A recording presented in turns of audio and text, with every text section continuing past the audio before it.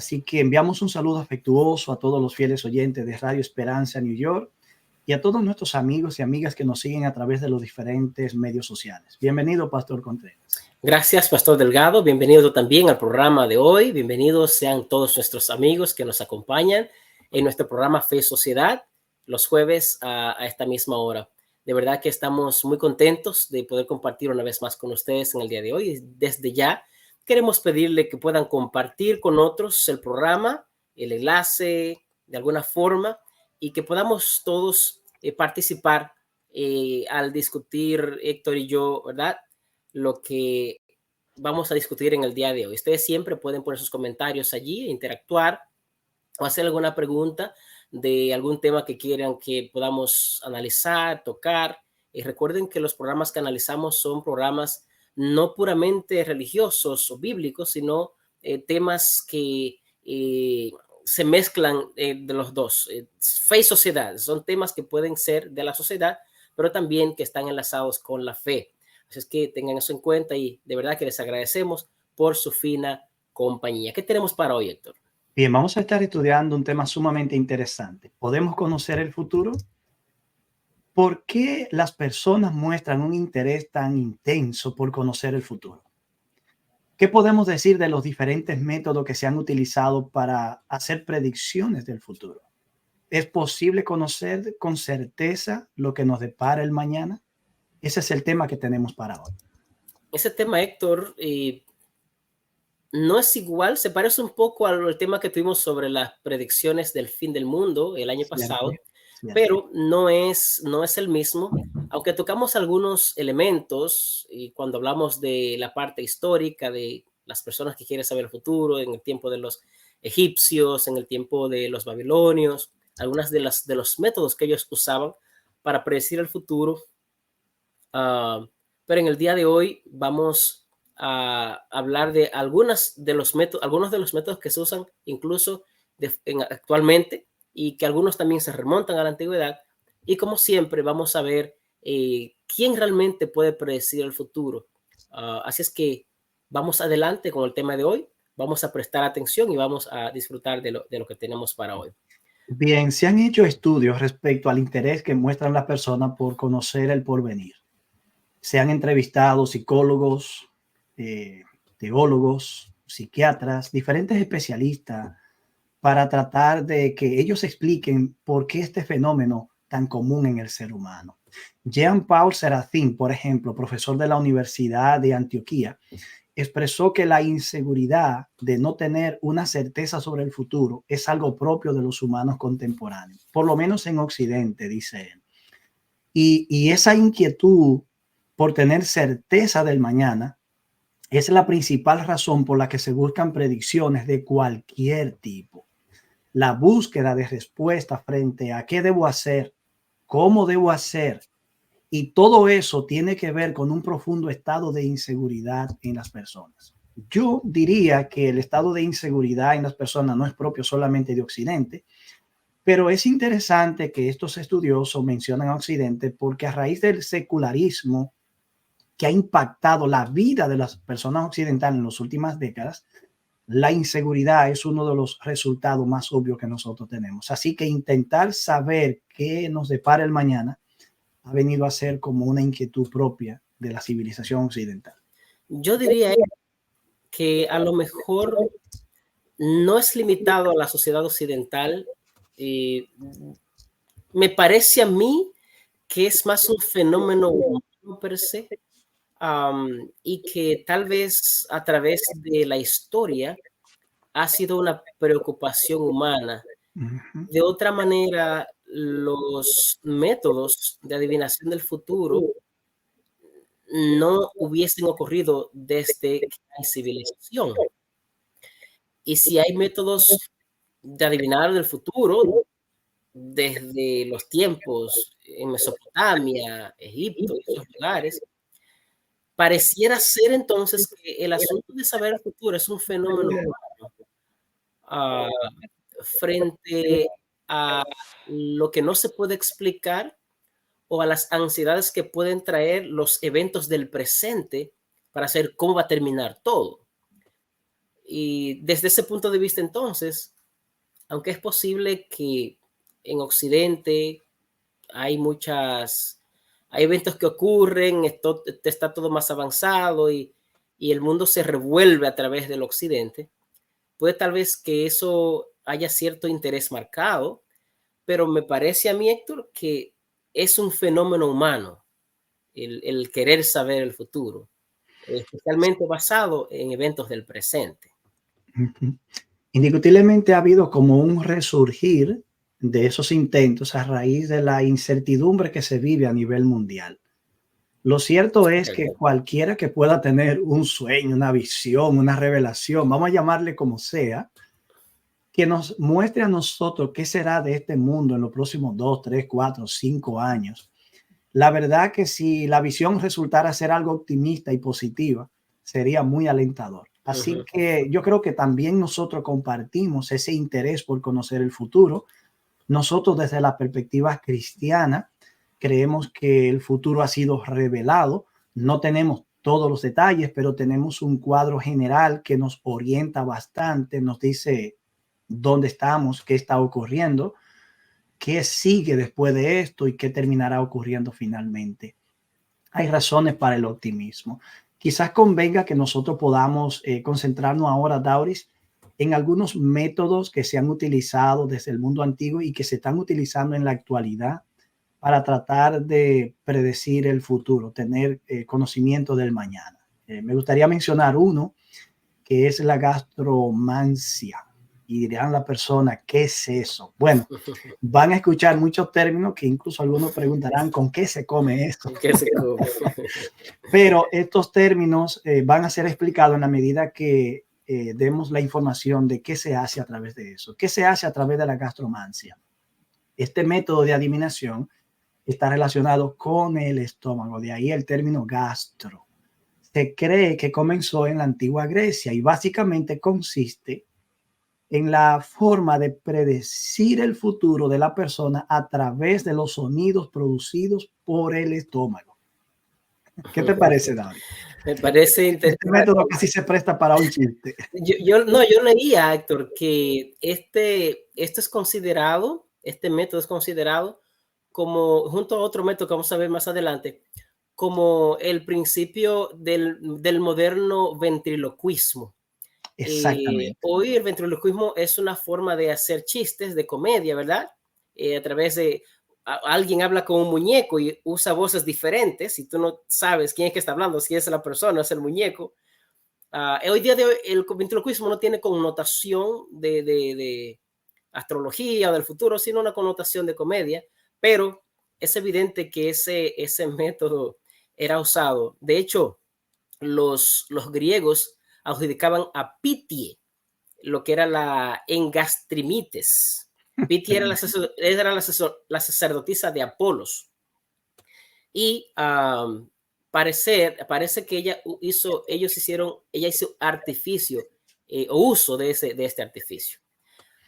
Yo no sé Ese si se método, practica hoy día, Héctor, pero es una de las bueno, formas en que la se usa. antigüedad ese método se utilizaba por sacerdotes para aparentar que las estatuas que representaban las deidades que se adoraban daban respuesta o hablaban con las personas en las ceremonias que se realizaban.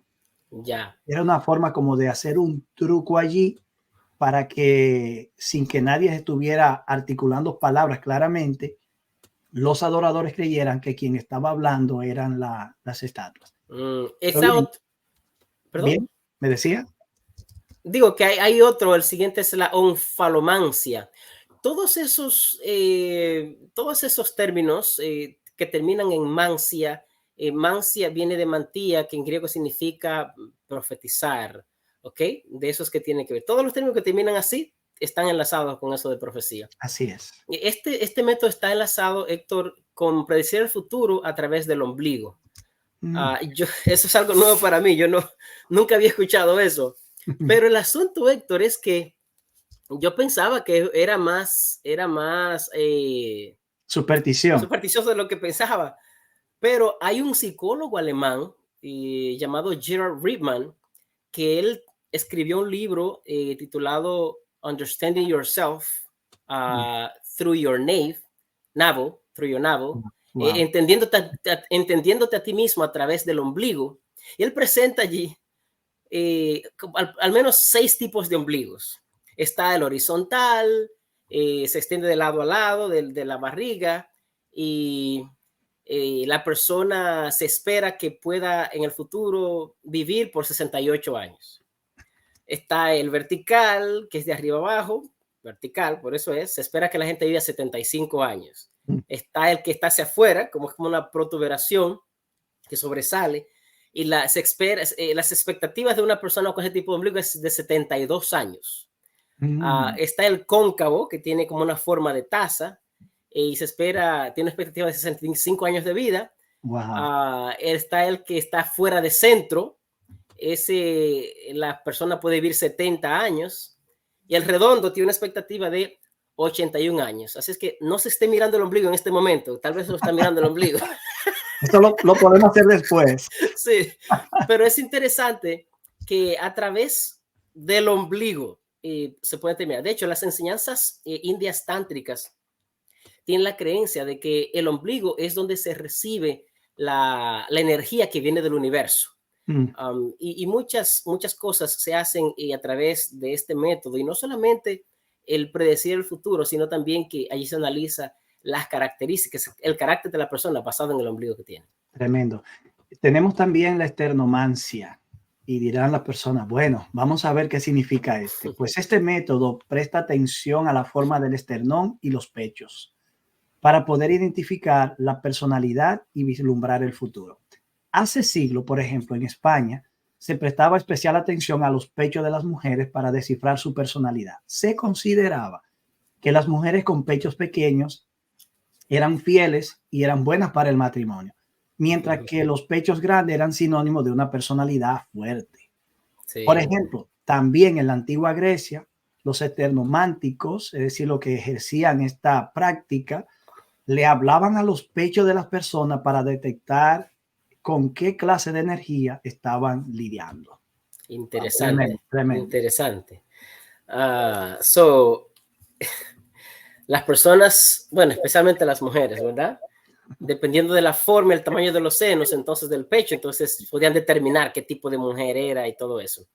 Está también, Héctor, la onicomancia. Esa tiene que ver con la predicción del futuro a través de las uñas. Esta pertenece al género de la quiromancia, que veremos más adelante con lo que es la lectura de las manos. Y esta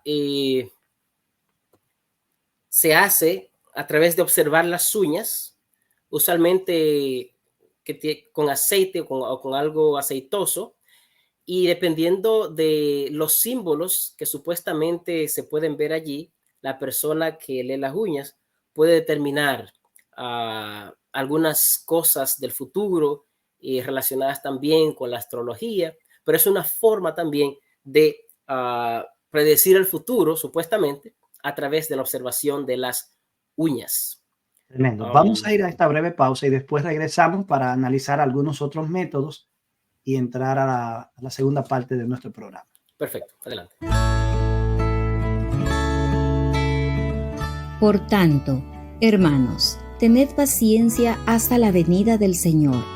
Mirad cómo el labrador espera el precioso fruto de la tierra, aguardando con paciencia hasta que reciba la lluvia temprana y tardía. Tened también vosotros paciencia y afirmad vuestros corazones, porque la venida del Señor se acerca. Santiago, capítulo 5, versículos 7 y 8.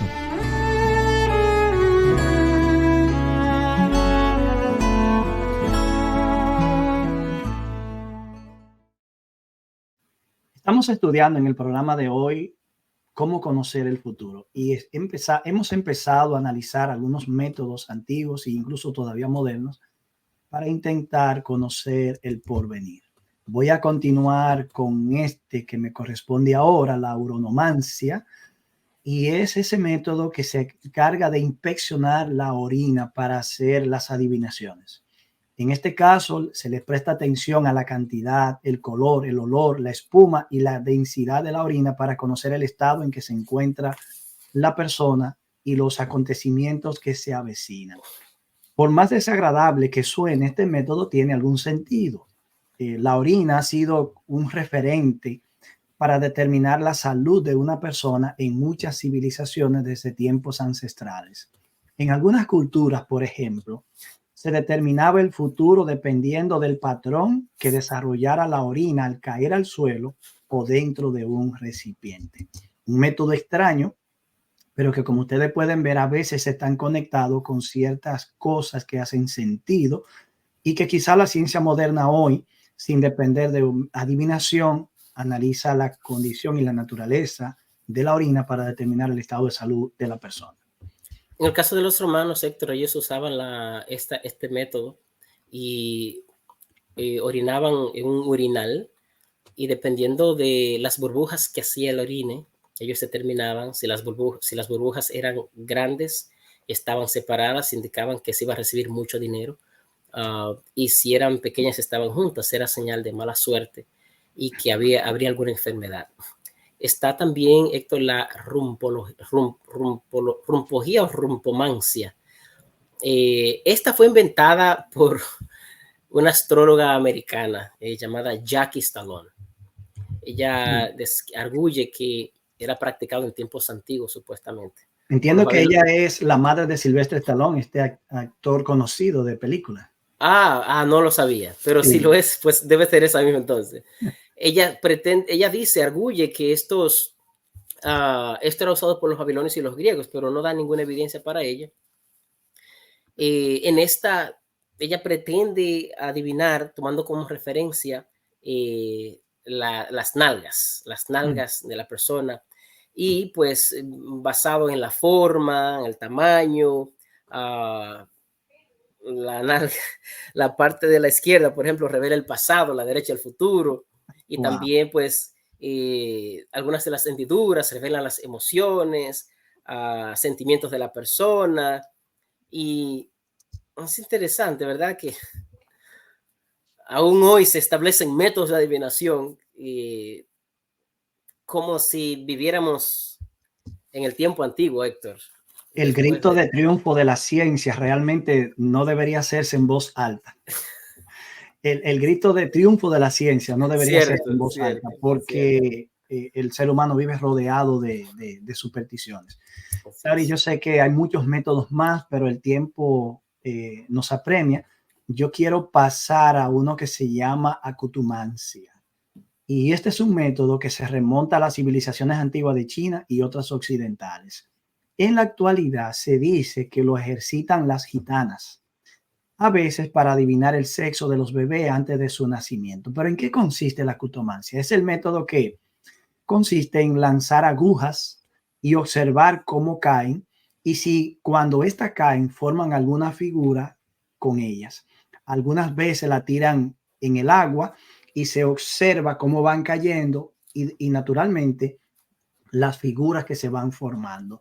Cuando yo estuve leyendo ese método, llegó a mi memoria Ezequiel 21:21, que fue un pasaje que tú mismo hiciste referencia en el tema anterior que tuvimos, en uno de los temas anteriores que tuvimos, donde se habla de que cuando el rey de Babilonia iba hacia Judá, tenía muchas opciones de conquista y estaba guerreando contra Egipto, contra Siria, muchísimos pueblos que lo fue conquistando, pero al llegar a una encrucijada, hicieron prácticas adivinatorias para ver hacia dónde los dioses o la suerte lo llevaría. Y allí se mencionan 3 métodos. Uno tiene que ver con observar las estatuillas, también buscar consejos de adivinación, pero también esto ocurría a través, por ejemplo, del sacudido de flechas. Y eso fue la frase que me llegó. Estas flechas eran sacudidas sin puntas y se asumía que cuando caía hacia el lugar que señalaba, era hacia donde la suerte o los dioses le estaban indicando que fueran. La paradoja de todo esto, la ironía de esto es que la flecha apuntó hacia Judá. Así que Dios utilizó, no vamos a decir que usó este medio, pero permitió que fuera así para que Babilonia castigara a Jerusalén por causa de sus pecados. Allí también se menciona la observación de los ídolos domésticos y la observancia de los hígados, que ya tú lo mencionaste anteriormente. Uh-huh. Tal vez de los más antiguos que directamente presenta la misma Biblia, Héctor, está la necromancia, está también la lectura de los astros, que aún hoy se usa, el asunto del horóscopo, y que eran métodos que se usaban antiguamente y que han perdurado a través del tiempo. Y Dios habló en contra de esto. En la Biblia, por ejemplo, aparece el horóscopo. En Isaías capítulo 47 dice algo interesante. El versículo 13: te has fatigado en tus muchos consejos. Comparezcan ahora y te defiendan los contempladores de los cielos, los que observan las estrellas, los que cuentan los meses para pronosticar lo que vendrá sobre ti.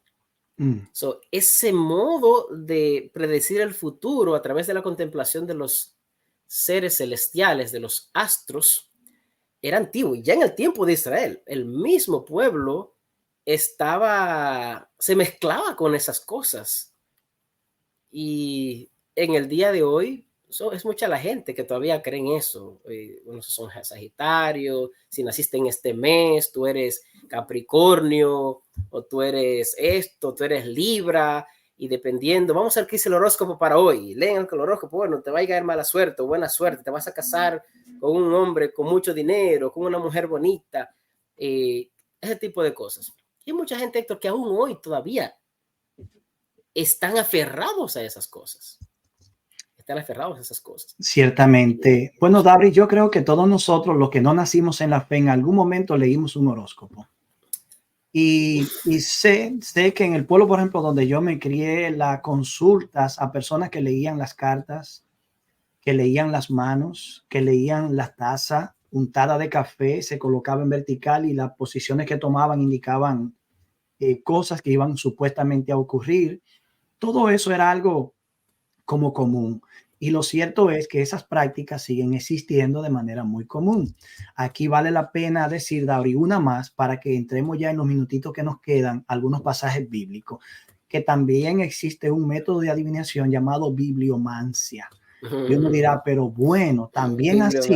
Sí, también la Biblia ha sido utilizada de manera supersticiosa. Así es. Este método usa la Biblia de manera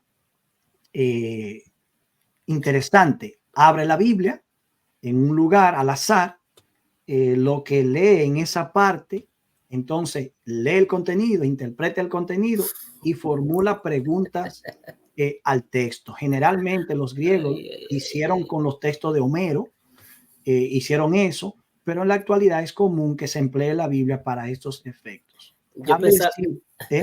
Yo pensaba, Héctor, que eso se refería a muchas personas que abren la Biblia en el Salmo 91, lo dejan ahí y espantan los espíritus.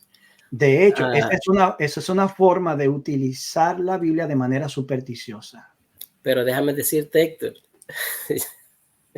y entonces yo creo que eso una vez la Biblia así, Héctor. Yo creo que una vez me pasó lo siguiente, que yo abrí la Biblia, a ver qué me hizo, abrí la Biblia para que me dé un mensaje, y dio un mensaje, Héctor, que mira, que me caí a mí mismo, digo, wow. Sí. Déjame decirte que Dios puede utilizar eso en un momento extremo. Esto es más delicado lo que voy a decir ahora. No debemos utilizar la Biblia de esa manera, porque, por ejemplo, ¿qué poder tiene el Salmo 91 por sí mismo? Ninguno.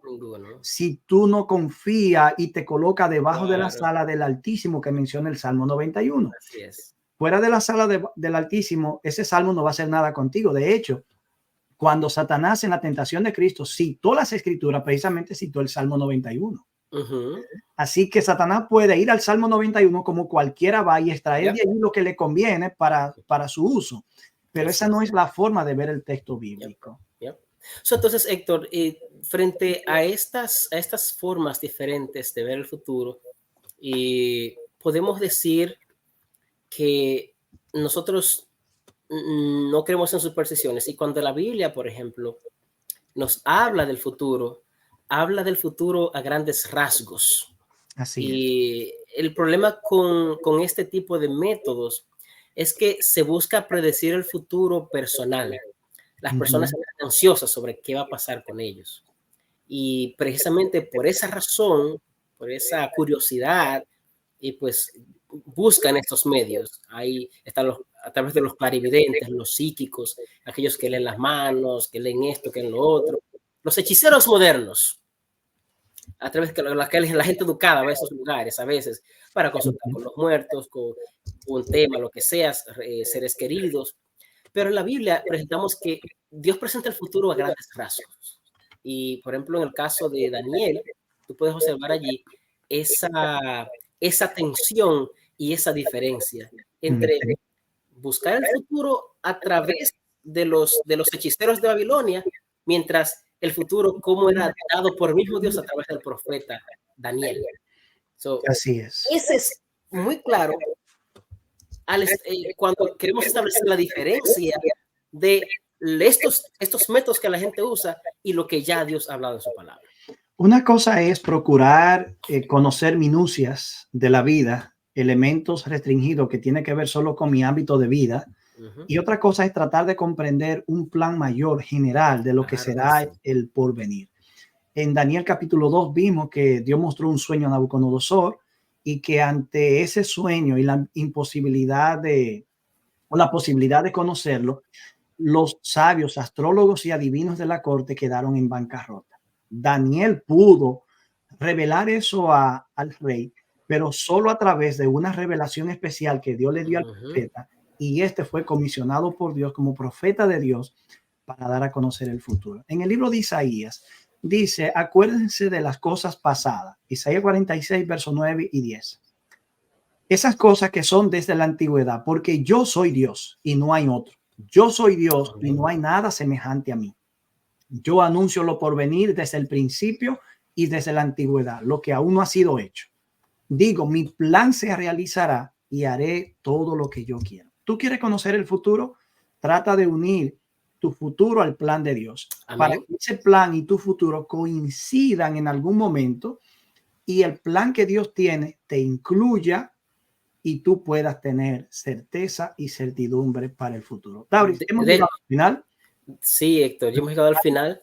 ¿Qué yo diría a nuestros amigos ya ahí al despedirnos? Bueno, los dejaría con lo que dice Jeremías 29:11, que dice, yo sé los pensamientos que tengo acerca de vosotros, dice Jehová, pensamientos de paz y no de mal, para daros el futuro que esperáis o el fin que esperáis. Amén. Amén. Siempre y cuando tu vida esté colocada en armonía, en línea con lo que Dios ha revelado en su palabra, tu futuro va a ser un futuro promisorio, porque tu futuro es eterno, futuro de vida eterna, para vivir por siempre en un mundo mejor que promete Dios en su palabra. Y ese futuro es un futuro certero, es un futuro seguro. ¿Sabes por qué? Porque está basado en el evento histórico de la venida de Cristo primera y de su resurrección. Por lo tanto, tu futuro está asegurado siempre y cuando estés alineado con los planes de Dios. El futuro, Dios lo revela en su palabra.